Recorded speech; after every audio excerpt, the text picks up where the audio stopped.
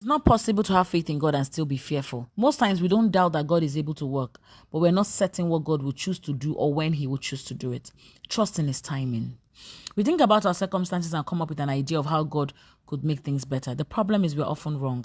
It's important to understand why God tells us not to be afraid. It's not because what we are facing is easy, but God tells us that the world will have trials. It is a certainty. John 16:33. God tells us to fear not because he goes through the trials with us.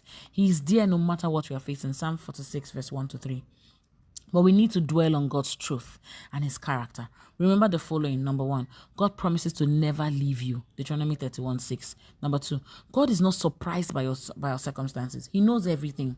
His only begotten son Jesus was crucified and he didn't stop the killing. Number 3, God works out the circumstances for your good. Romans 8:25. Number 4, God is bigger than whatever you fear. Number 5, remind yourself of all that God has done for you. This is nothing compared to that. Number 6, accept the fact that you will go through difficult times.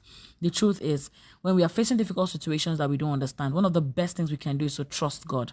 God's faithfulness is not tied to you. It is who he is. 2 Timothy 2:13 says, if we are unfaithful, he remains faithful, for he cannot deny who he is.